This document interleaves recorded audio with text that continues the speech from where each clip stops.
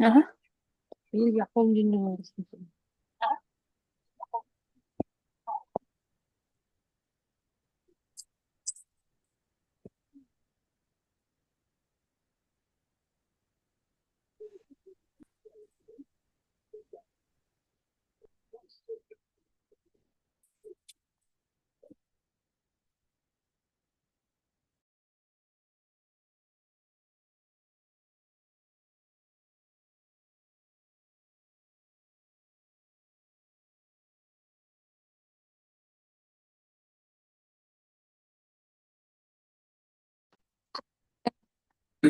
Едем в последний.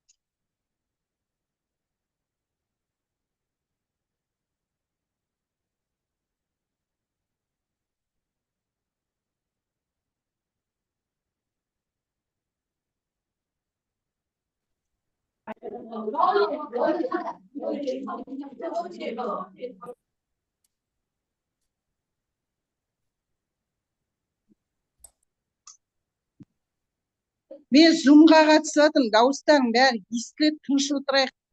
Түсінікті ма?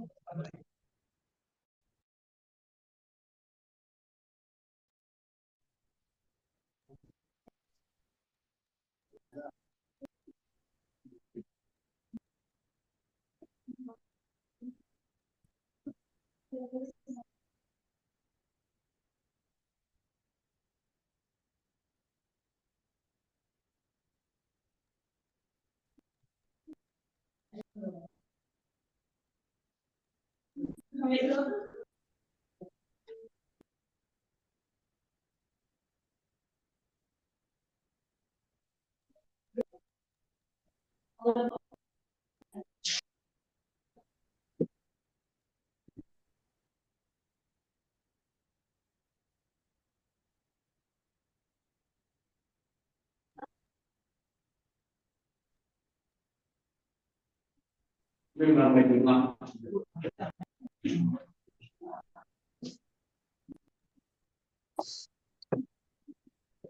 құсап айтып тұрмын ше сендерге. Не тыншытпайсыңдар? А?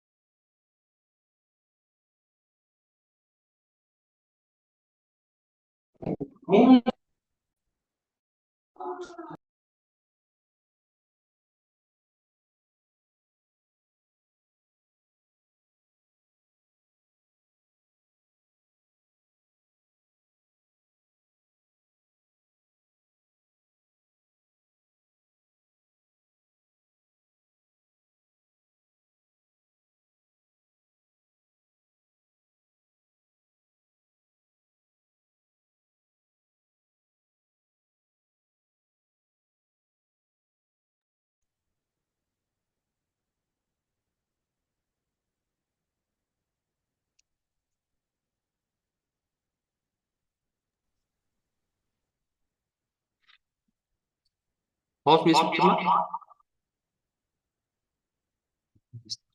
Естіліп тұр. Армысыздар, жас ұрпақты өнерге баулып жүрген аса құрметті ұстаздар. Мен Машербаев Нұрсұлтан Болатұлы, Әуезов ауданы нөмір 139 мектеп гимназиясының музыка пәні мұғалімі, педагог зерттеуші. Бүгінгі таңда күнделікті өзгеріп отырған жаңалыққа толы заман талабы мұғалімдерге үлкен міндет артып отырған белгілі.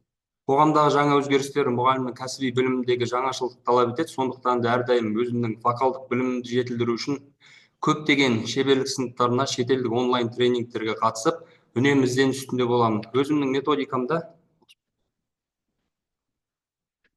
методикамда ресейлік Елена Мюзиквей YouTube каналының сольфеджиосы мен ритмикалық ойындарын, уроки вокала Атсаши YouTube каналының вокалдық жаттығуларын, сонымен қатар америкалық Шерил Партердің вокалдық жаттығуларын сабақта жиі қолданамын. Ұстаз ретінде шәкірт бойына жалпы адамзаттық құндылықтарды дарытып, білім мен өнер жолындағы көзқарастарын кеңейтуге және олардың жүрегіне жол табуға тырысып келемін. Соның нәтижесінде вокал үйірмесіне қатысушы оқушылардың саны жыл санап артып келеді. Оны мына алдарыңыздағы кестеден көрсеңіздер болады. Бүгінгі күні мектептер базасында оқушылардың қызығушылығы бойынша үйірмелер мен секциялар желісін дамыту арқылы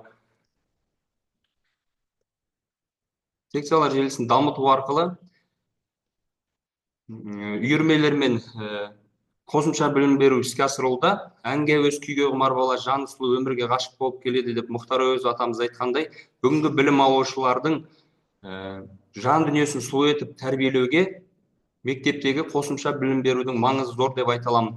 Осы негізге сүйене отырып, 4-ші сыныптың вокал үйірмесіне арналған сырлы әуен элективті курс бағдарламасын жаздым. Ұлы философ түркі ғалымы Махмұд Қашқари әрісті бастамас бұрын мақсатыңды ойла демекші. Менің педагог ретінде алға қойған мақсатым, ең бірінші бағдарламаның мақсатымен таныстырып өтейін. Музыкалық өнерді тану жолдары арқылы білім алушыларды өнерге, сахнаға баулу. Қазақ әндерін үйрете отырып, ұлттық құндылықтарымызды бойына сіңіру арқылы шығармашылыққа баулу. Бағдарламаның міндеттері оқушыларға ән айту ережелерін және сахна мәдениетінің қыр-сырларын тереңдете үйрету. Кәсіби музыканың ерекшелігі арқылы әнді орындау шеберліктерін дамыту. Үйренген музыкалық шығармалардың авторларымен таныстырып, қандай жанр түрлеріне жататынын анықтай білуге үйрету. Енді бағдарламам 4 бөлімнен тұрады. Аяулы мектебінің 1-ші бөлімінде мектеп туралы әндермен, вокал әлемімен, ән айту ережесі, тыныс алу, дауысты дыбыстың орындалуы, дыбыс тазалығы, артикуляция мен диапазонмен танысады. 2-ші бөлім музыкалық сабақтастық бөлімінде халық әндерімен, заманауи әндермен танысып, сол әндерді шебер орындауға бейімделеді. Ал 3-ші бөлімде музыка әлемінде бөлімінде қазіргі композиторлардың әндерімен танысып, соларды шебер орындауға бейімделеді, және де мелизм терминімен танысады. Сахна мәдениетін ұғынып, ән айту барысында микрофонмен қалай дұрыс жұмыс істеу керек, және де сахнада өзін-өзі қалай ұстау керек, соны үйренеді.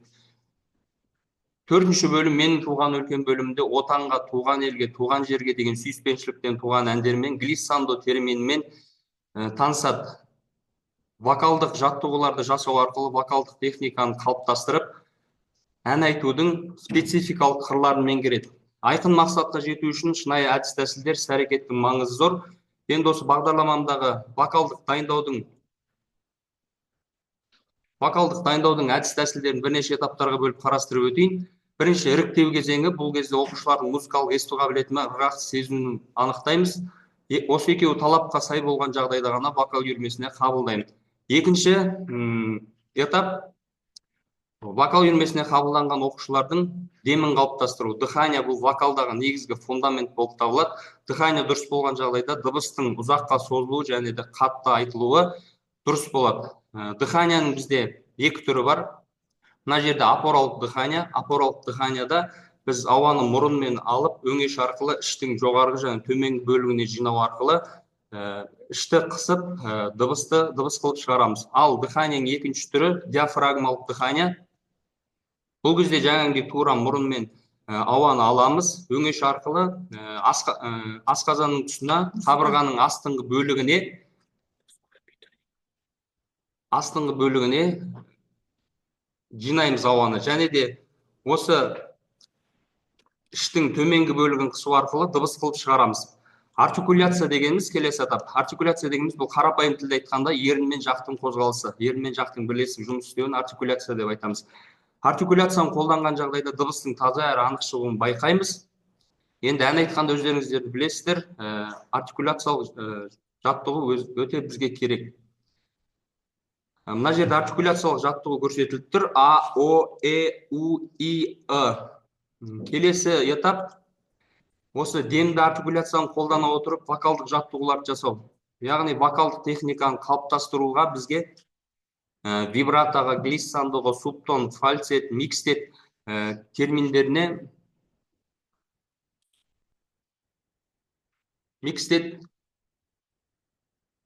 техникаларына жасаймыз. Ал мына жерде қазір сіздерге уақыт аз болғандықтан үзінді ғана көрсетем. Мына жерде бізде легато стаккатоға берілген. Бұл жердегі жаттығу ми, ре, ла, стаккато, ми, ре, ла. Ал екінші жаттығу бізде мелизматикаға берілген. Диа, диа, диа. Осылай тоналисті төмен және жоғары көтеру арқылы, жоғарыдан төмен түсу арқылы жасаймыз жаттығуларды. Ал ендігі 5-ші этап әр оқушының вокалдық мінездемесіне байланысты репертуарлар беріп, әр оқушымен жеке дара жұмыс жүргіземін. Себебі әр оқушының қабылдауы мен деңгейі әртүрлі болғандықтан, солай әртүрлі репертуарлар беремін. Содан кейінгі 6-ші этап, осы ән айтуға дайын оқушыларымды ең алдымен мектепшілік концерттерге қатыстырып, сахнаға төселдіремін. Содан кейінгі 7-ші этап, өзіне нық сенімді, сахнада өзін-өзі емін-еркін ұстай алатын ән айтуға дайын оқушыларымды жоспарлы түрде бүгінгі таңдағы болып жатқан біртұтас тәрбие бағдарламасы аясында өтіп жатқан аудандық, қалалық, республикалық, халықаралық деңгейдегі өнер сайыстарына қатыстырып, жүлделі орындарға ие болып жүрміз.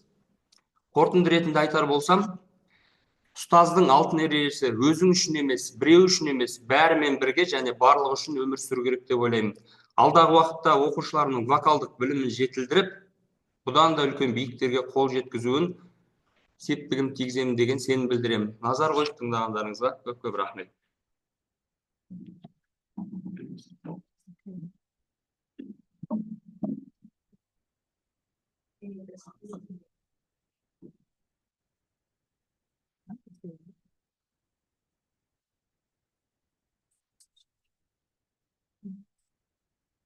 Сәлеметсіздер ме?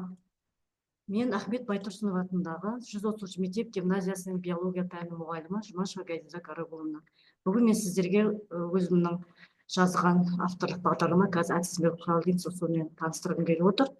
Мен бірінші сіздерді бүгін көрісу күнімен құттықтаймын. Отбасыларыңызға аманшылық, дендеріңізге саулық, бақыттарыңыз еселене берсін. Авторлық бағдарлама жазу белгілі бір оқу курсына немесе элективті пәнге арналған бірегей мазмұн мен әдістермен сипаттайтын құжат. Ол стандартты оқу бағдарламаларымен ерекшеленіп, автордың педагогикалық көзқарасын инновациялық әдістерді қамтиды. Яғни бұл курсқа қатысушылар бұл оқу бағдарламасына сәйкес келетін белгілі бір пән бойынша тереңдетілген білім алуға мүдделі оқушылар. Яғни негізгі мақсаты курстың таңдалған пән бойынша білімдерін кеңейту және тереңдету, сонымен қатар кәсіби бағдарлауға көмек алу. Құрылық элементтеріне тоқталатын болсақ, кіріспе курстың атауы нақты мазмұнға сәйкес тартымды болу керек. Курстың өзектілігі не үшін қажет, оқушылар қандай дағдыларға меңгереді деп сұрақтарға жауап береді. Мақсаты мен міндеттері, курс нені үйретеді, қандай нәтижеге қол жеткізу керектігін көрсетеді. Ал тақырыптар мен тізім модульдерге немесе бөлімдерге бөлінуі қажет. Пәнаралық байланысы міндетті түрде бар, яғни басқа пәндермен интеграциясы болады, егер бар болып жатса. Қолданатын әдістер мен технологиялар топтық жұмыс жоба, әдісі STEM, проблемалық оқыту және тағы басқалар. Және әр тақырыптың қысқаша мазмұны мен негізгі ұғымдарымен меңгерілетін дағдылар көрсетілуі тиіс. Практикалық жұмыстар, зертханалық жұмыстар, жобалар, кейстер, шығармашылық тапсырмалар. Қажетті ресурстар әрине оқулықтар, әдебиеттер, интернет ресурстары, бағалау жүйесі, тесттер, тапсырмалар, портфолио, өзіндік жұмыстар алынады. Мына жерде өзімнің курс кестесі бойынша сабақтардың санын, олар уақыттық белгілерін, сондай-ақ оқу материалдарын, оқушылардың білімдерін тексеру тәсілдерімен көрсетеді. Әрине, элективті курс бағдарламасының ұзақтығы оқушылардың дайындық деңгейі мен мақсаттарына байланысты болу керек. Курстың ұзақтығы оның мазмұнына және оқушылардың білім беру деңгейіне байланысты болу керек. Және әрбір элективті курс белгілі бір уақыт кестесімен жүзеге асырылуы тиіс. Бұл уақытта шектеулі оқушылардың курсты аяқтау мүмкіндігін ескере отырып белгіленеді.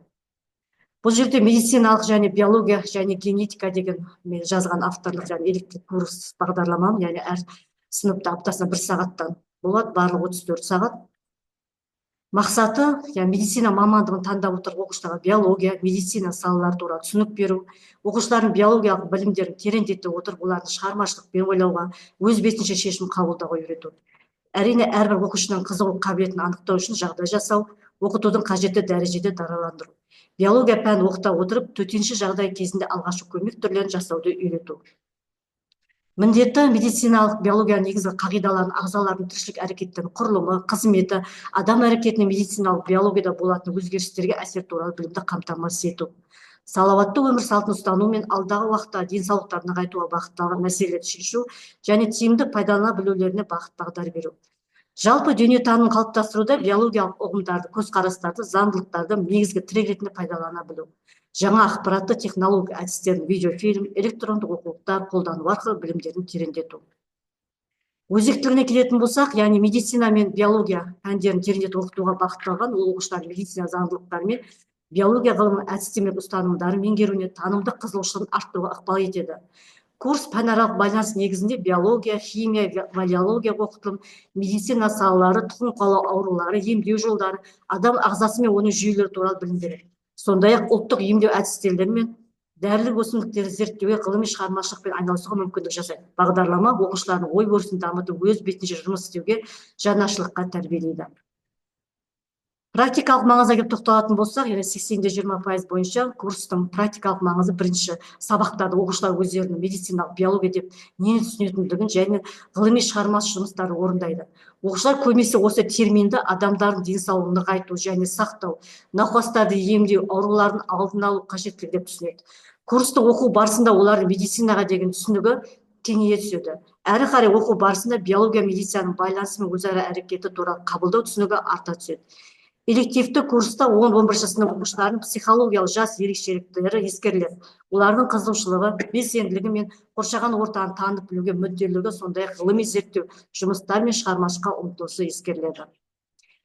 Қорытыла келе, яғни күтілетін нәтижелерім пәнаралық түсініктерді қалыптастыру, оларды оқу танымдық және зерттеушілік тәжірибесінде қолдану, оқу және ғылыми зерттеушілік қызметін жоспарлай білу және жүзеге асыру қабілетін дамыту. Іскерлігіміз өз ойын сауатты жеткізе білуді, өз ұстанымын жеткізе алуды, қарым-қатынастағы әріптестердің ақпаратын дұрыс қабылдауды, айғақтағы үрдістерге баға беруді, топта, командада жұмыс істей білуді, баяндама, реферат, ғылыми зерттеу жұмыстарын, презентациясын өткізуді үйрену. Дағдысы шығармашылық ғылыми зерттеу жұмыстарымен дағдыландыру. Құзыреттілігі ақпаратты қабылдаудың жоғарғы тиімділігі, өзгелермен ынтымақтастықта жұмыс істеу және бүкіл өмір бойында оқып үйренуге талпыныс арқылы ғылыми сыни ойлаудың жоғарғы деңгейде көрсетуі. Назар қойып тыңдағандарыңызға үлкен рахмет.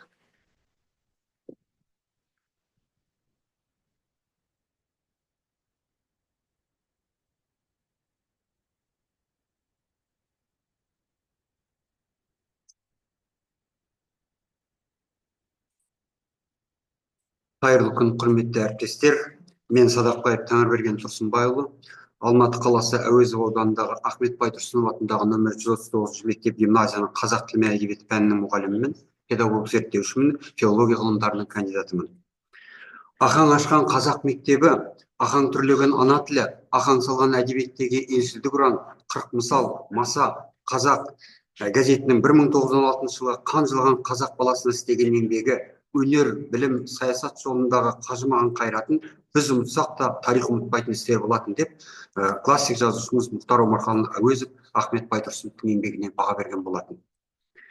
Біз осы мектеп гимназиядағы Ахмет Байтұрсынұлына арналған мұражай жұмысына жетекшілік жасау барысында өзіміздің авторлық бағдарламамызды даярлап, ол бекітілген соң бағдарламаны мектеп гимназияның жоғары сыныптарында оқытуды осы оқу жылынан бастадық. Бағдарламамыздың басты мақсаттары мынандай. Бірінші, қазақ тілі пәнінің негізінде Ахмет Байтұрсынұлының тіл құрал еңбектерін оқыту арқылы оқушылардың зерттеушілік дағдыларын қалыптастыру. Жобаның басты өзектілігі оқушылар Ахмет Байтұрсыновтың қазақ тілі білімінің негізін қалаған еңбектері және оның мәнін, маңызын қызығушылықпен зерттеуге, тіл материалдарын игеру барысында білім көзі мен коммуникативтік дағдыларды жетік меңгеріп, сауатты қолданып үйренуге мүмкіндік алады. Бұл жобаның жаңалығы Ахмет Байтұрсынов еңбектерін зерттеп, танысып, оқушылардың пән материалын игерумен қатар қосымша ақпараттармен жұмыс істеуге үйренуіне, мәтінді жан-жақты талдап, білім көзін белсенділікпен меңгеруіне, ғылыми ізденіспен, шығармашылықпен жұмыс істеуіне жағдай туғызылады. Және біз бұл жобадан күтіп отырған нәтижеміз оқушылар мәтінмен, ақпаратпен нәтижелі жұмыс жасауға дағдыланады. Әр оқушының танымдық ізденісі, зерттеу әрекетін дамытуына мүмкіндік тудырылады. Ақпаратты талдау, өңдеу, өзіндік пікірін ұсына білуге дағдылары қалыптасады. Материалмен жан-жақты жұмыс істеу әдістерін меңгереді. Зерттеу тәсілдерін игеріп, сандық, электрондық материалдармен жұмыс жасау барысында ақпараттық құзыреттілік артады. Қоғамдық ортада қарым-қатынас жасау машығы, өз ізденіс өнімдерін қажеттілікке сай қолдана білу дағдысы өрістейді. Ахмет Байтұрсынұлы материалдарын зерттей отырып, ғылыми негізде өнімді жұмыс жасау іскерлігі жетіледі. Зерттей отырып, оқыту үдерісін жүзеге асыру барысында оқушылардың шығармашылық ізденісі ұшталады. Бағдарламада 34 сағаттық күнтізбелік жоспары мен қысқа мерзімді 34 сағаттық жоспар және әдебиеттердің тізімі көрсетілген. Енді Ахмет Байтұрсынұлы кім деген сұраққа жауап беруге келсек, бағдарламаның бірінші бөлімі Ахмет Байтұрсынұлы қазақтың көрнекті ақыны, тіл мен әдебиет зерттеуші ғалым, түркітанушы, публицист, педагог, аудармашы, қоғам қайраткері. Ол кісі қазіргі Қостанай облысында дүниеге келген. Қазақ халқының 20 ғасырдың басындағы ұлт-азаттық қозғалыс жетекшілерінің бірі, мемлекет қайраткері, қазақ тіл білімі мен әдебиеттану ғылымының негізін салушы ғалым, ұлттық жазудың реформаторы, ағартушы, Алашорда үкіметінің мүшесі және ұлт ұстазы болып табылады. Бағдарламаның кіріспе бөлімінің оқушыларға осы Ахмет Байтұрсынұлының өмірі мен шығармашылық жолы туралы таныстырылады. Осыдан соң оқушылар Ахмет Байтұрсынұлының қазақ тіл білімінің негізін қалаушы ғалым ретіндегі мағлұмат алады. Оқушылар тіл құралдың бірінші кітабы қазақша әліппемен танысады. Бұл кітап Орынбор қаласында 1912 жылы басылып шыққан. Мектебімізде Ахмет Байтұрсынұлының шығармаларын ұлықтау мақсатында жыл сайын Ахмет оқулары ұйымдастырылады. Абай атындағы Қазақ ұлттық педагогикалық университеті ғалымдарымен бірлесіп 2 рет халықаралық деңгейде конференция өткізді. Ахмет Байтұрсынұлының мұражай үйімен бірлескен жұмыстар жүйелі түрде жүргізіліп тұрады. Ахмет Байтұрсынұлының мұрасын зерттеуші ғалымдармен және мектеп мұғалімдерінің тәжірибесін тарату мақсатында 2022-2023 жылы халықаралық деңгейде конференция ұйымдастырып, конференцияға академик Ерден Қажыбек, Райхан Имағамбет, Анар Фазылжанова және Гүлмира Сауытбаева сияқты ғалымдар қатысып, баяндама жасады.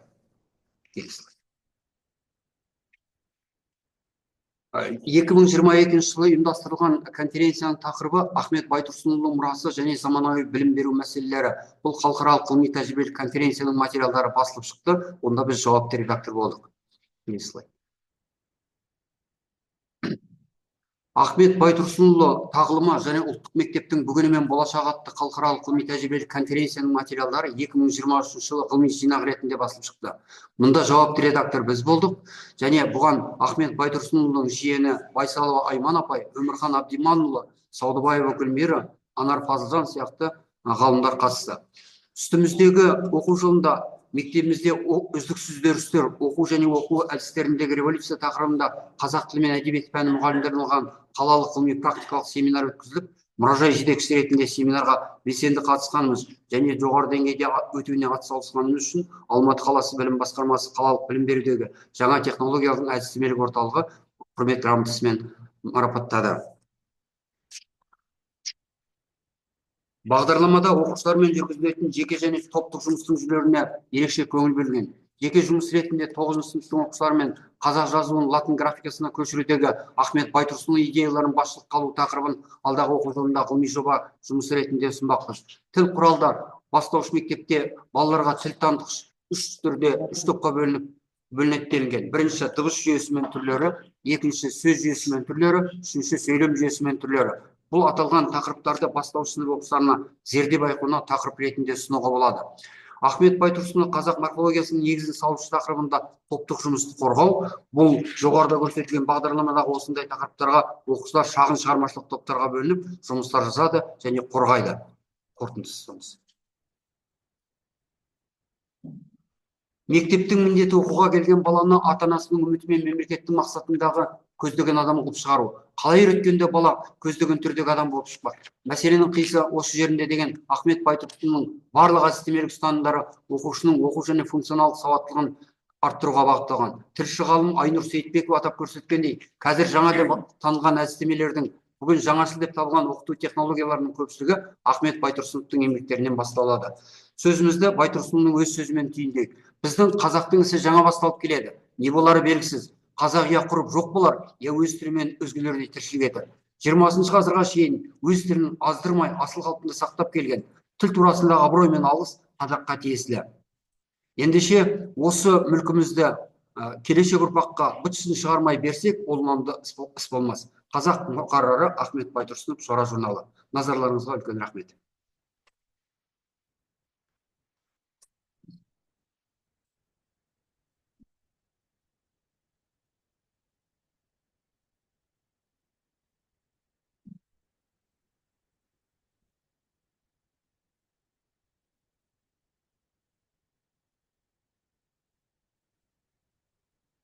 Сәлеметсіздер ме, құрметті әріптестер. Мен Лесбекова Олжанбек Мұхамедқызы, Алматы қаласы номер 139 гимназияда қазақ тілі мен әдебиеті мұғалімімін, педагог зерттеуші. Біздің бағдарлама сөз семсер шешендік сөз үлгілері бойынша, жалпы бағдарлама туралы айтатын болсам, шығармашылық қабілетті дамыған тұлға қалыптастыру қазіргі біздің білім беру саласындағы ең басты талаптардың бірі. Шығармашылық тұлға қалыптастырудың бір жолы ең алдымен оқушылардың танымдық ізденістерін дамыту, ұлттық рухани мұралармен сусындату, сөз саптау шеберліктері мен сөздік қорларын арттыру. Авторлық бағдарлама жалпы орта мектептің 10 сыныптың қазақ әдебиетінің пәні бойынша курстарға арнап жазылған. Халық ауыз әдебиетінің бір саласы, өздеріңіз жақсы білесіздер, шешендік сөздер халқымыздың ғасырлар бойы маңызын жоғалтпаған рухани қазынамыздың бірі. Шешендік сөздер туралы оқыту, насихаттау, бағалау қоғамның ой санада тың серпілістер туғызып, мақсаткерлікке жұмылдырады. Қазіргі уақыт талабына орай шешендік сөздерді жан жақты қырынан танып меңгерту 10 сынып оқушылары үшін қандай мамандық иесі болсын қажет екенін білуіміз керек. Бағдарламада шешендік өнер, шешендік сөздердің түрлері, ерекшелігі, зерттелу жайы қарастырылады және халық даналығынан туған асыл ой насихат сөздермен қамтылған. Сөз семсері курсының жалпы бағдарламасы Қазақстан Республикасы Білім және Ғылым министрлігінің нормативтік және әдістемелік құжаттарының талаптарына сай оқу бағдарламасы негізінде жасалған. Курс барысында жаңартылған білім беру мазмұнына сәйкес оқушылардың зерттеушілік, ізденушілік қабілеттерін дамытуға мүмкіндік жасалған. Бағдарлама жалпы 34 сағат, аптасына 1 сағат көлемінде. Бағдарлама оқушыны шығармашылыққа баулуға, көркем әдебиетті оқуға деген қызығушылығын арттырады. Әдеби талдауды терең игеруге мүмкіндік жасайды. Бағдарламаның негізгі мақсаты алған білімін осы өмірде қолдана білу. Бағдарламаның өзектілігі бүгінгі таңда жаңартылған білім беру бағдарламасы оқушының ойлау деңгейін арттырып, сыни тұрғыдан ойлауға бағыттап, түрлі тәсілдер арқылы бала бойындағы талантын ашып, өзіндік пікірі қалыптасқан тұлға тәрбиелеуді мақсат етеді. Жеке тұлғаның шығармашылық дербестігін қалыптастыру өте маңызды. күрделі және көп салалы мәселе болып табылады. Ең басты мақсат оқушылардың айтылым, жазылым сынды дағдыларын қалыптастыра отырып, шығарманың құндылығы мен маңыздылығын танып, өзіндік қорытынды жасай білуге баулу. Жалпы енді бағдарламаның мақсаты қазіргі кезде жеке тұлғаның шығармашылық дербестігін қалыптастыру өте маңызды, күрделі және көп салалы мәселе болып есептеледі. Креативтілікті қалыптастыру, шығармашылыққа жетелейтін қабілеттер мен шығармашылық қызметтің сапасын анықтайтын, жаңаны тану мен жасауға бейімделуге апаратын әрбір жеке тұлғаға интеллектуалдық үрдіс ретінде сипатталады. Бағдарлама оқытудың жалпы мақсаты оқушылардың халқымыздың ұлттық құндылықтарын сөз өнері тұрғысынан қабылдау, қажетті білім, білік дағдыларын дамыта отырып, сөздік қорын көбейту. Шешендік сөздер мен шешендік шығармашылықтар тереңірек оқып біледі. Майқы биден бастап халық би атанған 300 билерінің шебер сөздерін меңгеру, шешендік сөздердің қоғамдық әлеуметтік мәнін аша алу. Курсқа арналған барлық жоспарлы материалдарды толық игеріп, қосымша мәліметтерді іздестіру кезінде әдебиеттерді дұрыс таңдай біледі, сөздерді қолдануды жұрт алдында өз ойын толық жеткізуге, шебер сөйлеуге кез келген оқушымыз дағдыланады. Енді міндеттерін айта кететін болсақ, шешендік сөздер арқылы оқушыларға сөз өнерінің құдіретін таныту, жеке тұлғаның сөз қорын, сөйлеу шеберлігін, сыни ойлау қабілетін дамыту, шешендік сөз мектебінің тәрбиелік мәнін ұғыну, қазақ халқына тән құбылыстың мәнін терең тану. Оқушылардың әдеби оқырмандық мәдениетін қалыптастыру, таңдау курс арқылы әдеби зерттеу жұмыстарына даярлау, оқушы алған білімдерін өмірлік тәжірибеде қолдану қабілеттерін дамыту. Күтілетін нәтиже оқу бағдарламасы оқушының функционалдық сауаттылығын арттырады, сыни ойлауға қалыптастырады, ойлау қабілеттерін дамытады.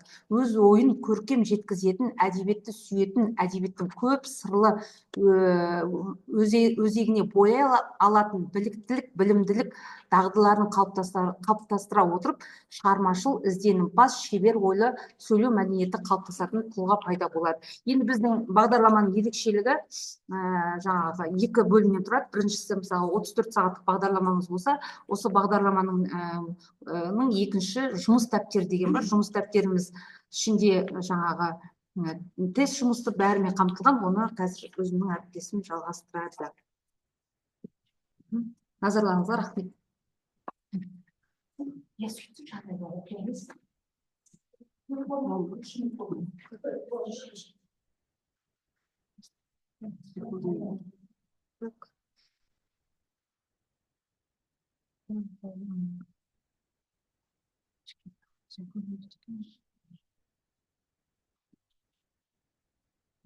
Қайырлы күн баршаңызға.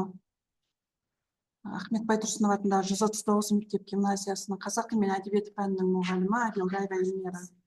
Жаңа әріптесім сөз семсер элективті курс бағдарламасымен таныстырып өткен болатын, ал енді мен практикалық бөліміне тоқталғым келіп отыр.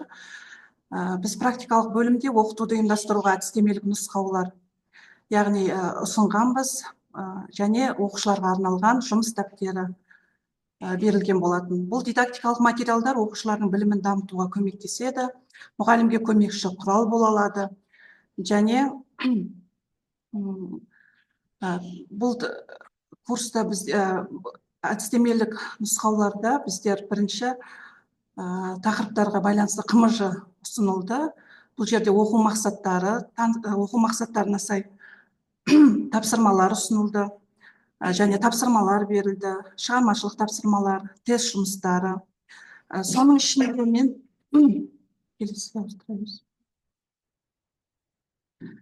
соның ішінде ең бірінші шешендік сөздер туралы түсінік қалыптастыра отырып, қазақ және әлем әдебиетіндегі ортақ құндылықтарды анықтау оқу мақсатына сай қазақ шешендік өнерінің қалыптасу тарихын әлем жаңағы шешендік өнеріменен салыстыра отырып, екеуіне ортақ құндылықтарды анықтай отырып, шешендік өнердің қажеттілігі жайлы ой бөлісу, бұл тақырыпта осындай тапсырмалар қозғалған болатын. Келесі тағы бір тақырыпқа тоқталғым келіп отыр. Төле бидің "Бір үйдің баласы болма" деген шешендік сөз ұсынылған. Ал енді осы шешендік сөзді оқу мақсаты шығарманың тарихи және көркемдік құндылығын анықтау. Бұл тақырыпқа топтық жұмыс топтық жұмыс ұйымдастырылады.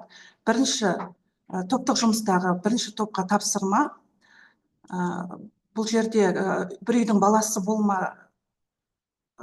жаңағы шешендік сөзінің мазмұны 9 жастағы жетес бала Төле биге келіп сәлемдеседі. Сонда Төле би бұл қандай бұйымтайың бар деп сұраған кезде ат берсе өліп қалар, киім берсе тозып қалар, мәңгі өлмейтін, ескірмейтін, өміріме азық болар өсиет сөз айтсаңыз дегенде осы батаны берген болатын. Бір үйдің баласы болма, көп үйдің санасы бол, бір елдің атасы болма, көптің данасы бол деген жаңағы шешен осы бата берілген болатын. Осы батаны, енді осы батаны балалар бір топ бата туралы айтса, батаның түрлері және бұл шешендік сөздің қай түріне жататынын анықтайды. Ал екінші топ тарихи, шығарманың тарихи және көркемдік құндылықтарын анықтайды. Және үшінші топ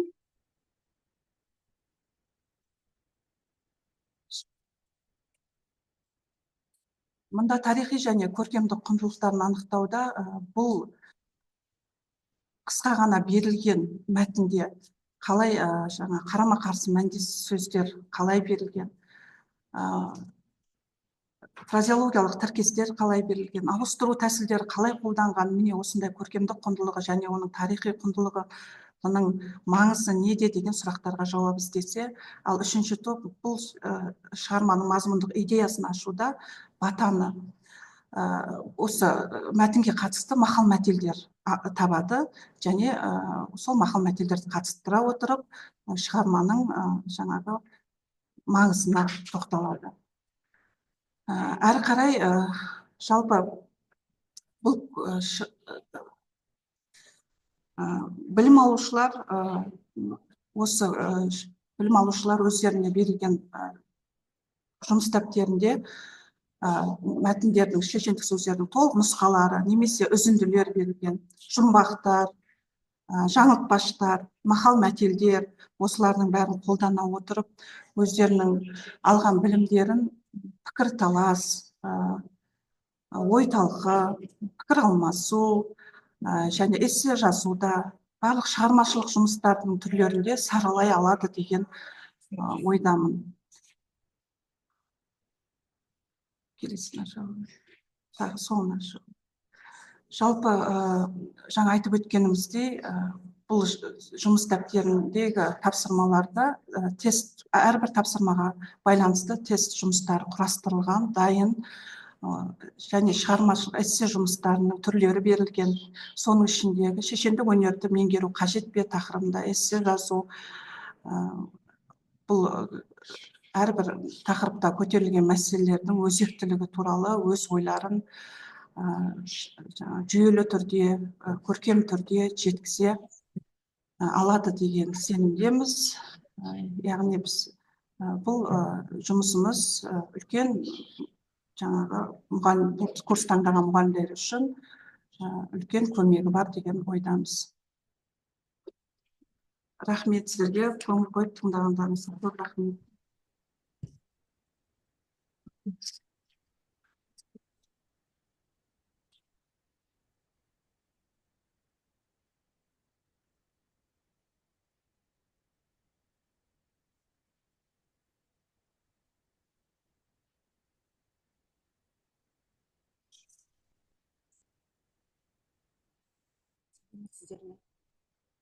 Ғазиза апай, мен көрініп тұрмын ба сізге?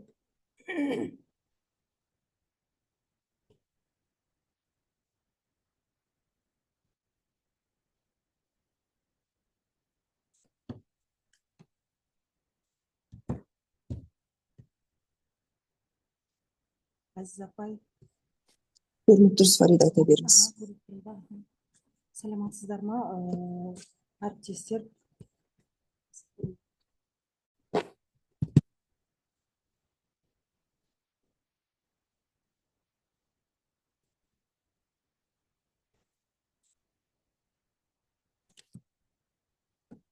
Саламатсыздар ма, әріптестер? Мен Бұлыбаева Фарида Нұрланқызы, әуезов ауданы 139 Ахмет Байтұрсынов атындағы мектеп-гимназияның бастауыш сынып мұғалімі боламын.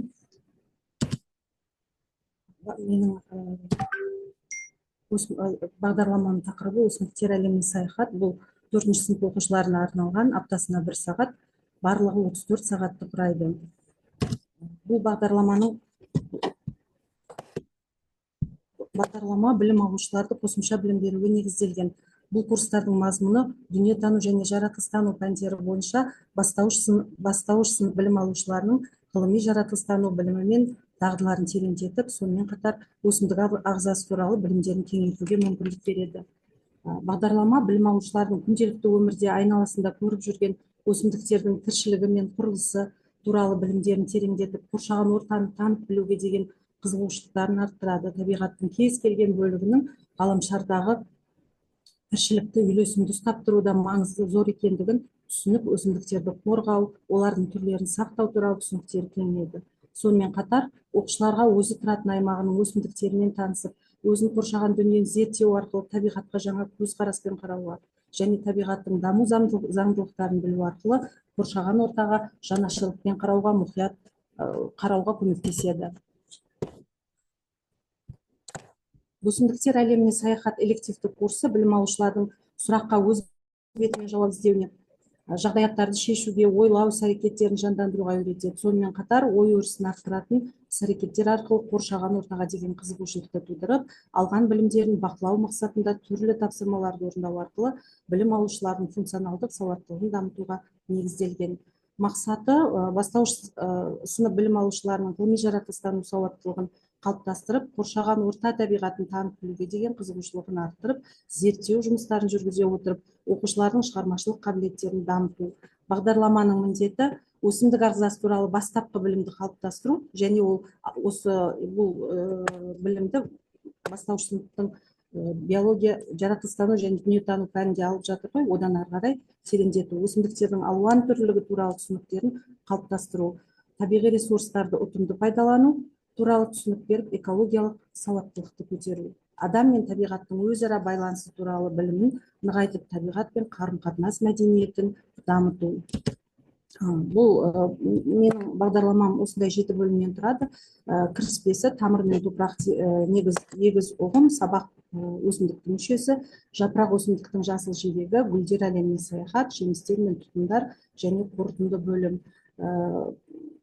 4-ші сыныпқа арналғандықтан, 4-ші сыныптың дүниетануында өсімдікке қатысты бөлім берілмеген, жаратылыстану пәнінде 8 сағат тақырып берілген. Негізгі өсімдік туралы ақпарат беріледі, ал бұл бағдарламада кішкене қызықтау, балалардың өзі ізденіп, ары қарай зерттеуіне мүмкіндік беретін тапсырмалар, тақырыптар қамтылған. Мысалы, ет жегіш жапырақтар деген болады. Ет жегіш жапырақтар деген қоректік заттарға кедей топырақта өсетін өсімдіктер. Бұлар өзіне келіп қонған жәндіктерді, жапырақтары қозғалғыш болады, сол жапырақтарымен қозғалу арқылы немесе жабыстырып алу арқылы өсімдік жапыраққа келіп қонған жәндіктерді жейді. Сондықтан олар ет жегіш. Немесе бамбук ағаш емес деп беріледі. Себебі бамбуктың басқа ағаштар сияқты діңі жоқ, оның сақинасы жоқ. Ол күніне 90 сантиметрге дейін де өсетін түрлері болады екен. Сондай арамтамақ өсімдіктер деген бар. Осындай қызық тақырыптарды бұл бағдарлама қамтиды. Балалардың өзі ізденіп, ары қарай қызығып, ол туралы ақпаратты жинауына сондай бір мәліметтер деп ойлаймын. Және бұл бағдарламада өсімдіктер әлемі туралы бастауыш сынып оқушыларына арналған осындай тапсырмалар құрастырылды. Сәйкестендіру тапсырмасы, өсімдіктерді топтастыру, қысқаша сипаттама жазу, сурет салу тапсырмасы, жұмбақ шешу деген сияқты тапсырмалар бағдарламада қамтылған. Не күтіледі? Күтілетін нәтиже өсімдік ағзасының ерекшеліктерін біледі, өсімдіктердің табиғаттағы және адам өміріндегі маңызын түсінеді, адамның іс-әрекетінің тірі ағзалардың тіршілік ету ортасына әсерін бағалай біледі, қоршаған ортамен қарым-қатынас жасай отырып, табиғатқа деген қамқорлығы мен қоршаған әлемге деген қызығушылығын дамытады. Білім алушылардың танымдық қызығушылықтары мен шығармашылық қабілетін дамыта отырып, қазіргі заманның талаптарына сай тұлғаның адамгершілік қасиеттерін қалыптастырады. Өз өлкесінің өсімдіктер әлемімен танысады. Назарларыңызға рахмет.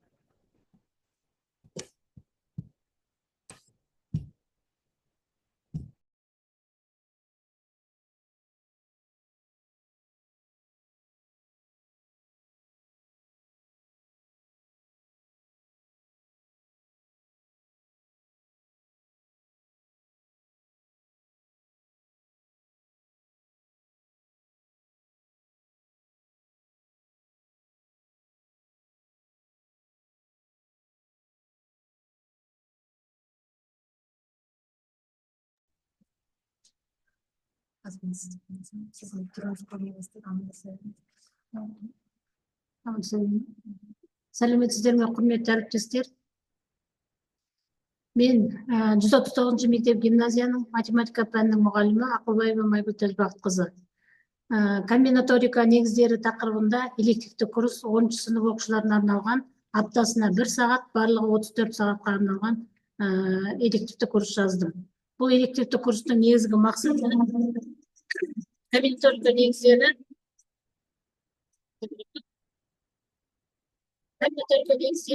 білім алып қана қоймай, сол білімді өмірде пайдаланып, яғни функционалды сауаттылықтарын арттыру. Бұл жерде негізгі мақсат оқушылардың эвристикалық ойлауға және дүниетанымдық қозғалыстарын қалыптастыру. Келесі бетті аша бересің. Тәуелсіздік алған Қазақстан Республикасы үшін елдің ертеңі жарқын, болашағымыз кемелді, ұрпағымыз сауатты болу үшін әрине еліміздің дамуының басқа бағыттарымен қатар білім саласы да ерекше маңыздылыққа ие болуы қажет. Білім берудің бүгінгі күнгі талабы оқушының жан-жақты іс-әрекетінің қабілетінің дамуы. Оқушының шығармашылық қабілетін дамытуда математиканың алатын орны өте ерекше. Математика ғылымының өзге ғылымдар мен техниканың қарқынды дамуына қосар үлесі аз болған жоқ. Енді бұл жерде комбинаториканың негіздері тақырыбын алған себебім, бұл енді тапсыру болсын, жалпы өмірде болсын, балалардың функционалдық сауаттылығын арттыру үшін өте негізгі білім саласының біреуі болып табылады. Сондықтан бұл комбинаториканың есептерін шығара отырып, балалардың логикалық дамуы, яғни жаңа айтып кеткендей эвристикалық ойнауға да тәрбиелейді. Бұл жерде логикалық есептерді шешуге үйретеді. Енді бұл жерде 4 бөлімнен тұрады. Бірінші бөлімінде ықтималдық теориясының аспектілерін зерттейді. Ол жерде классикалық анықтама, статистикалық анықтама, геометриялық анықтама, оның негізгі теоремалар және комбинаторика қарастырылады. Келесі. Енді екінші бөлімде комбинаториканың негізгі бөлімі қарастырылады. Бұл жерде комбинаториканың өзі, оның ішінде факториал, қайталанбайтын терулер, қайталанатын орналастырулар және терулер. Осыларға арналған негізгі есептер қарастырылады. Келесі. Комбинаториканың осы бөлімдерді қарастыра отырып, олардың негізгі мәселелері тесттер мен есептер шығару, негізгі ережелер мен стратегияларды пайдалана отырып логикалық есептерді шығару және комбинаторикалық есептерді шешу әдістерінің әртүрлі әдістерін меңгерту, комбинаториканың негізгі ұғымдарын пайдалана отырып, тағы да ары қарай есептерді шығаруға пайдаланады. Сонымен комбинаториканың негіздерін үйрене отырып, оқушылар комбинаторика әдіс тәсілдерді толық меңгеріп, есептерді шығаруға, оның ішінде ең негізгі мәселе функционалдық сауаттылықты дамытуға пайдаланады. Назарларыңызға рахмет. Сау болыңыздар.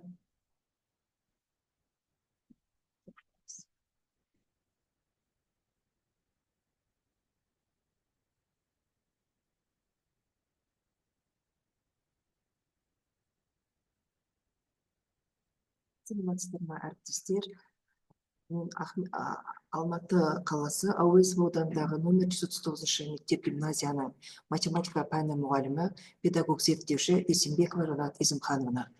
Жаратылыстану математика бағытын тереңдетіп оқытатын гимназия лицей оқушыларына арналған ғажайып математика атты бағдарламаның элективті курс авторы едім. Жалпы мақсаты ғажайып математиканың шығармашылық пен онда ғылымға деген оқушылардың қызығушылығын арттыру, оның ішінде психологиялық даму, оқушылардың есте сақтау, ойлау және елестету сияқты психологиялық дағдыларын жақсарту.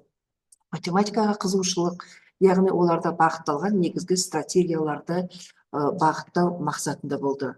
Танымдық қабілеттері оқушылардың логикалық және проблемаларды шешу сияқты танымдық дағдыларды дамыту. Ғылымилығы ол терминологияларды түсіну және әртүрлі контексттерде қолдана білу. Сонымен қоса шығармашылық қабілеттерін дамытып, бағытталған тапсырмаларға жүргізу. Міндеттері: Бағдарлы оқуға дайындық жасау мақсатты негізгі оқушылардың процестерді, мақсаттарды анықтай білуі және жоспарлау дағдылары, оқушылардың тиімді жоспарлау және ұйымдастыру дағдыларын бағалай білуі, уақытты басқару, яғни оқушылардың тапсырмаларды орындау үшін мақсатты тиімді басқаруы, мотивация, ол оқушылардың оқуда жоғарғы ынтасының сақталуы. Негізгі бағдарламаның өзектілігі ол эффективті білім беру компоненттері. Оның ішінде жекеленген оқыту, оқушылардың жеке қабілетін дамытуға бағытталған назар аудару, топтық жұмыс, яғни бірлескен жұмыс және дағдыны дамыту. Осыдан ұйымдастырылған материалдар арқылы логикалық және жүйелі ойлау материалдары менен зерттеу әрекеттеріне кіріседі. Яғни осы когнитивті әрекеттерге ынталандыру арқылы оқушылардың функционалдық сауаттылығы, сыни ойлау және практикалық дағдыларды дамытады. Осы арқылы оқушылар шығармашылық даму қабілеттері мен олимпиадалық дайындықтарға ары қарай кіріседі. Негізгі менің бағдарлама мына 5 бөлімнен тұрады. Математикалық мозаика, онда математикалық концепциялардың әртүрлігі мен сызбалары ұсынылады. Математиканың пайдасы, математиканың өмірде және практикада қолданылуы екінші бөлімінде. Үшінші бөлімі жай сандар, негізгі сандар және олардың қасиеттері туралы айтылады.